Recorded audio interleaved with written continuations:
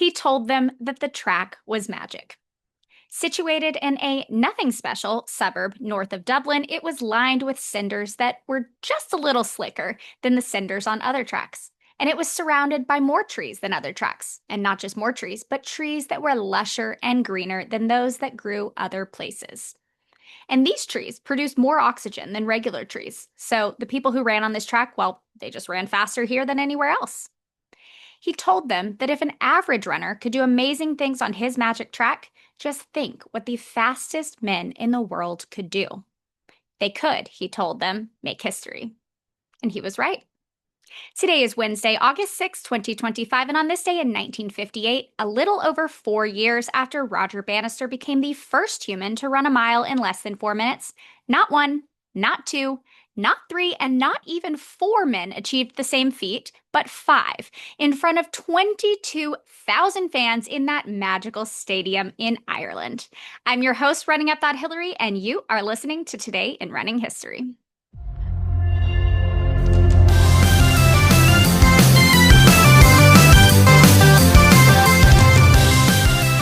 Before we talk about the 5 athletes who actually ran the race that night, I'm going to tell you a bit about the man who made it happen. Billy Morton was called by the Irish Times in 2014 that country's first and last great athletics promoter. An optician by trade, the 1936 mile champion of Ireland had incredible charisma, a long-time role as secretary of the Clonliffe Harriers running club, and in 1958, a brand new cinder track just built on land he had acquired in the Dublin suburb of Santry. Morton had campaigned hard for the Clonliffe Harriers stadium, and he wanted it to be a success right out of the gate. He knew that he needed to put on an event that would make the people sit up and take notice. Fortunately for Morton, the best runners in the world just happened to be in England for the Commonwealth Games, so Morton took a little trip east across the Irish Sea and caught up with the trio of Australians he knew could help put his track on the map. There was Albie Thomas, who had just set a new world record in the 3-mile at the Santry track. His fellow countryman, Herb Elliott, had just won gold in both the 880 meters and the mile at the Commonwealth Games. And the third Aussie Morton really wanted to get on board was Merv Lincoln, a 1956 Olympian whose nickname was the world's best miler. So Morton told them about the special cinders and the trees and the oxygen, and of course, Thomas had already run there and could vouch for Santry's special properties. The Australians were in. Morton also set his sights on hometown favorite Ronnie Delany, the 1956 Olympic gold medalist in the 1500 meters, and Murray Halberg, a Kiwi schoolteacher who had won gold in the 3-mile at the Commonwealth Games. The impressive 11-man field ultimately included 3 other Irishmen and another Australian, all marquee names in the sport. The weather leading up to the event Morton billed as, quote, the Miracle Mile, had been excessively wet, even by Irish standards. But the 22,000 fans cramming the stands were doubly excited, bearing witness to a performance of the best athletes in the sport, but also celebrating the fact that one of the favorites was one of them, an Irishman.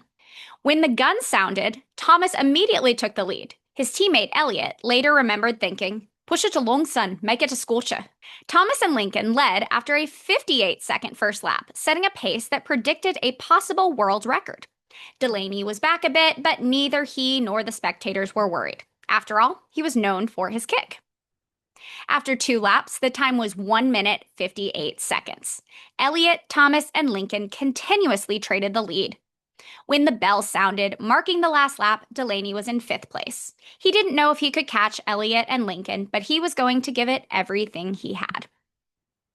The Miracle Mile was won by Herb Elliott, who set a new world record with a time of 3:54.5. Like most athletes of his caliber, he actually made it look kind of easy. But the real miracle was that the charmed track's supercharged oxygen had worked its magic on 4 other runners, all of whom clocked sub-4 miles. In second place was Merv Lincoln in 3:55.9. Third was Delany, whose kick proved reliable again. His time was 3:57.5. He had just edged out Murray Halberg, the New Zealander whose time was also 3:57.5, but the tiniest smidge behind Delany's. Finishing fifth was Albie Thomas in 3:58.6. After the race, all 5 men agreed that it had been the coolest thing ever and knew they could never top it, and decided to make a joint statement announcing their retirement. No, I'm just kidding. I'm just kidding. That didn't happen. Herb Elliott set the 1,500-meter world record later the same month as his Santry win and won the gold in the 1,500 meters at the 1960 Olympics in Rome. When Elliott did retire, it was as one of the greatest runners of his generation with a record of 36-0 at the mile distance. He ran sub-4 17 times in his career. Today, he is 87 and lives in Western Australia. Merv Lincoln was a 2-time Olympian and an amazing miler who just happened to peak alongside Elliott, perhaps the best middle-distance runner of the mid-20th century. Lincoln died of Alzheimer's in 2016 at the age of 82. Ronnie Delany took home the bronze in the 1,500 meters in the 1958 European Championship and competed for Ireland in the 1960 Olympics. He earned 4 AAU titles, 4 Irish national titles, and as a runner at Villanova, 3 NCAA titles. He is 90 years old and lives on the eastern coast of Ireland. Murray Halberg was New Zealand's Sportsman of the Year in 1958, an award that is now called the Halberg Award. He set 4 world records in 1959, won the 5,000 meters in the 1960 Rome Olympics, and retired from running after competing in the 10K in the 1964 Tokyo Olympics. He was knighted and awarded the prestigious Blake Medal for a lifetime of service to children with disabilities. He died in Auckland in 2022 at the age of 89. The day after the Miracle Mile, Albie Thomas set a world record in the 2-mile. He competed in his 2nd and 3rd Olympics in 1960 and 1964 in the 5,000 and the 1,500 meters. He died in Sydney in 2013 at age 78. And Billy Morton, the man whose vision and chutzpah had made it all possible, died in December 1969 after suffering his 2nd major heart attack. But he lives on through the Morton Games, a meet held each July and featuring the prestigious Morton Mile, which attracts world-class runners from all over the world.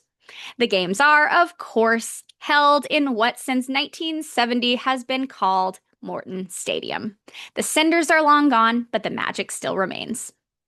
That, my friends, is today's episode. Thank you so much for tuning in. Please make sure that you are subscribed to the show, that you click the like button for this episode, plus all of the other ones, that you have rated the show 5 stars, and then send this episode to the group chat in the Signal app that Pete Hegseth accidentally added you to. Join me tomorrow as we learn about the first Black woman to win Olympic gold. I'm your host, Running Up That Hillary, and this has been Today in Running History. North of Bublin. Dang it, second said. And I did so well on that last episode that I recorded like literally 10 minutes ago. So I was due to have some trouble here. All right, let's just restart again. Whew. He told them that the track was magic. Situation. No. Dang it. All right, we can do it. I can do it. We can do this. Today is August 6th, 2025. No, I need to say that it's Wednesday. Before we talk about the 5 athletes who actually ran the race that night, I am going to tell you about a bit about. God, could you imagine like learning English as an adult? Like I learned English as an infant and I can't do it. All right, let's see. We're just going to restart with the before we talk, because I didn't even make it through that sentence. Okay. A longtime role as secretary of the Clonliffe. Clonliffe? Oh my God, Clonliffe. Why do things need to be named things that I can't pronounce?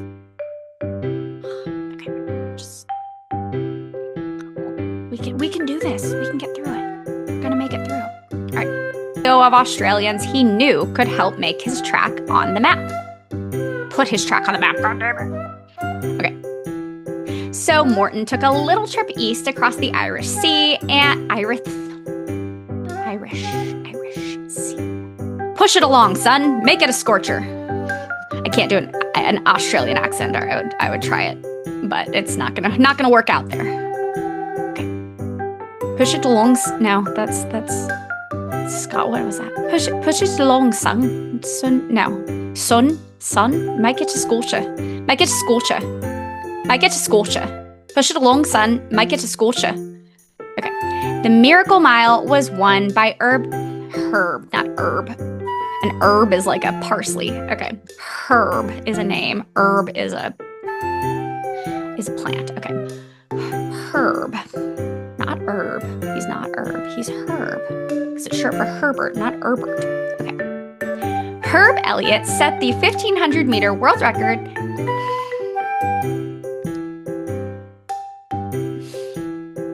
Herb Elliott set the 1,500-meter world record later the same month as his Santry win and won the gold in the 1,500 at the night. I can do it. I can. I know I can.